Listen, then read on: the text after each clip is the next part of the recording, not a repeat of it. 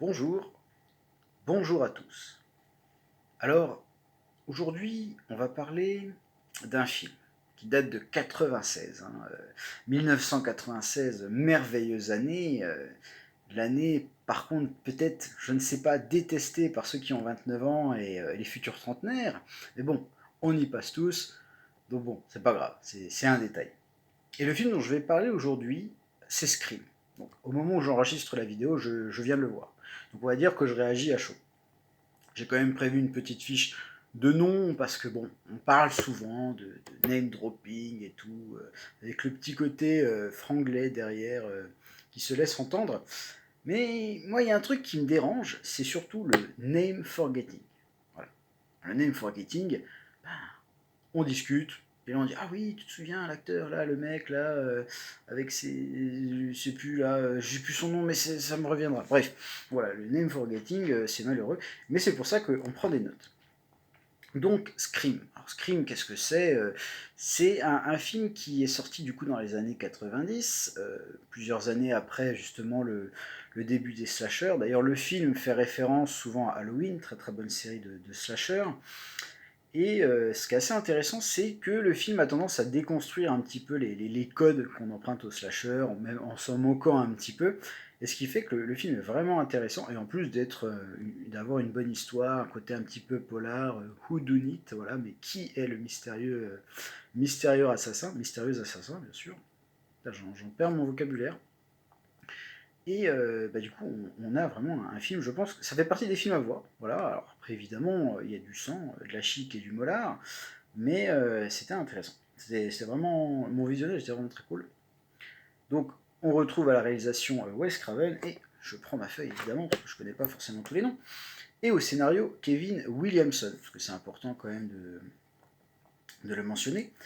On retrouve plusieurs acteurs. Alors, acteurs, actrices, je vais pas forcément tous les citer, même si je vais en citer quand même quelques noms. On retrouve dans le rôle de l'héroïne, en tout cas le personnage le plus important, encore que, hein, voilà, la plupart des personnages contribuent à ce côté assez fou, assez fou dans le film. Tout au long du visionnage, je me disais, mais ah, ok, ils sont peut-être pas tous suspects, ou alors un peu tous, mais pas trop, et en même temps, on se dit, ils sont un peu cinglés, ils sont un peu tous fous, hein, et ça contribue au fait de ne pas savoir qui est vraiment l'auteur des crimes atroces perpétrés dans ce film. En même temps, c'est aussi ça le truc, c'est qu'on se dit, ah mais ils sont un peu tous fous en fait.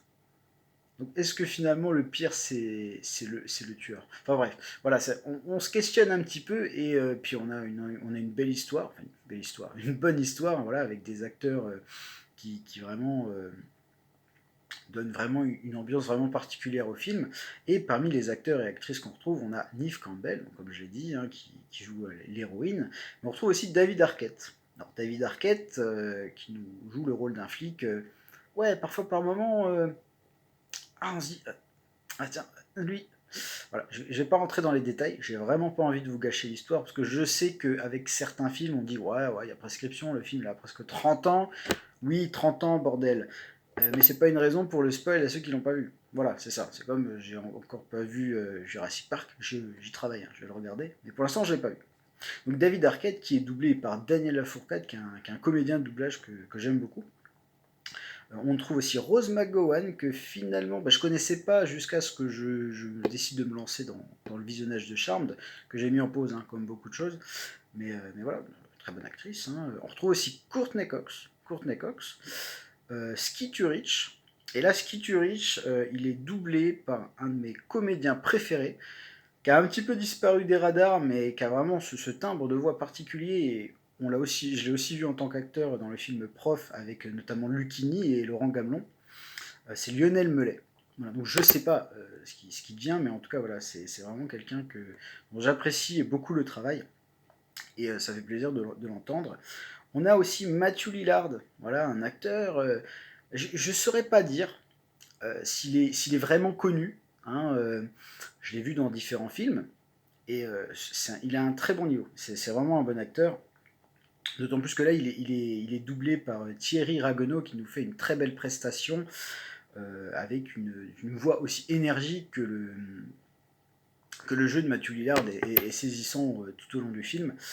Donc, et on trouve aussi, au début du film, on trouve Drew Barrymore, qui est une actrice que j'aime bien, qui est doublée par Virginie Ledieu. Virginie Ledieu, qu'on aura notamment entendu dans le rôle de Athéna dans Les Chevaliers du Zodiaque. Voilà. Et puis voilà, après il y a d'autres acteurs, j'ai pas tout noté, mais voilà, en fait toute cette brochette d'acteurs et d'actrices joue beaucoup dans le fait que le film est vraiment prenant, saisissant, et du coup on est vraiment happé jusqu'à la fin, et on va pas rentrer dans les détails, je vous laisserai regarder si vous l'avez pas vu, mais franchement, je pense que c'est vraiment un film à voir. Après, si on est vraiment allergique aux slashers, aux films d'horreur, la question peut se poser, mais ça fait vraiment parmi des films à voir. Enfin, ça fait partie des films à voir, voilà, c'est ça. Encore une fois, j'en perds mon vocabulaire. Et après, Courtney Cox, magnifique, très jolie, mais par moments, je l'ai confondu avec une actrice que j'ai vue dans une série des années 90 qui s'appelle Beverly Hills 90210, si c'est bien le bon chiffre. C'est Gabrielle Carteris. Et je me suis dit, bah non, enfin c'est pas elle. Enfin, bref, du coup je me suis un peu emmêlé les pinceaux. Et puis après, oui, évidemment, c'est Courtney Cox. Donc je me dis, ah putain, je l'ai confondu. Mais en même temps, c'est pas si déconnant en fait. Parce qu'à un moment, dans le film, il mentionne une actrice qui s'appelle Tori Spelling, qui est également une actrice de la série Beverly Hills. Donc quelque part, je me dis, ça va, on peut se tromper, l'erreur est humaine. Le jour où on dira l'erreur est intelligence artificiellement artificielle, je pense que là on pourra se poser des questions, parce que pareil, l'intelligence artificielle, ça va être tout un débat, qu'il faut légiférer. Mais bon, on est surtout là pour parler de Scream. Et vu que j'ai parlé de Scream, on va s'arrêter là, parce que si vous voulez voir le film, je vous invite à le faire. Parce que vraiment, le film était très bien. Et sur ce, bah, lisez des bons livres, lisez des livres, faites-vous plaisir, regardez des films. Et moi sur ce, je vous dis au revoir et à la prochaine vidéo.